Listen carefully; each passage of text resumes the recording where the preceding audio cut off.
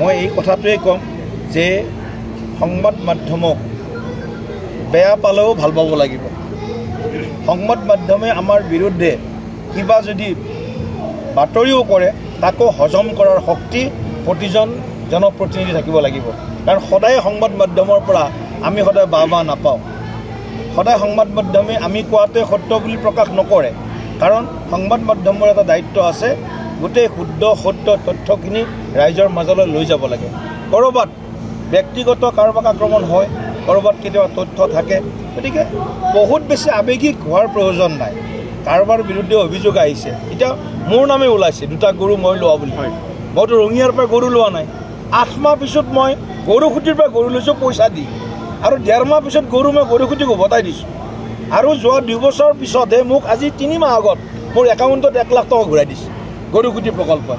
মই গৰুখুটি প্ৰকল্পৰ মেম্বাৰ, গতিকে মোৰ নামটো ওলাই গ'ল যে ৰঙিয়াৰ পৰা গৰু 2টা মই লৈ গ'লোঁ। ৰঙিয়াৰ পৰা গৰু কেনেকৈ ক'ত গ'ল সেইবিলাক তথ্য তেওঁলোকে দিব।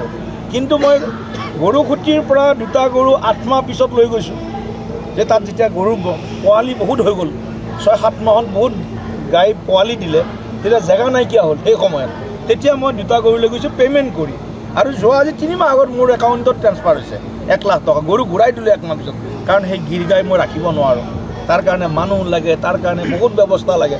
মোৰ 22,000 টকা খৰচ হৈছে 1 মাহৰ ভিতৰত, আৰু মই 2,000 টকাৰ মাত্ৰ গাখীৰ বিক্ৰী কৰিছোঁ।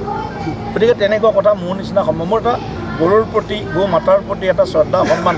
ল'ৰা ছোৱালীকেইটাও কৈ থাকে গৰু এটা পুহিলে ভাল, কিন্তু মোৰ ব্যৱসায় নহয় দেই, আকৌ এইটো ক্লিয়াৰ কৰিছোঁ। গৰুটো মই নিজৰ ঘৰত গাখীৰটো পোৱাৰ কাৰণে লৈ গৈছোঁ। এনেধৰণে কিছুমান তথ্য প্ৰকাশ হৈছে। RTI তথ্য আহে, তেওঁলোকেও দি দিয়ে RTI তথ্যবিলাক, কিন্তু তাৰ মাজতো বহুত কথা থাকে। মই জয়ন্ত মল্ল বৰুৱা ডাঙৰীয়াক অনুৰোধ কৰিম যে সংবাদ মাধ্যমক যেতিয়া সম্বোধন কৰিব আৱেগিক নহ'ব, ব্যৱহাৰিক হৈ সংবাদ মাধ্যমক সম্বোধন কৰিব ভৱিষ্যতৰ দিনত। ধন্যবাদ।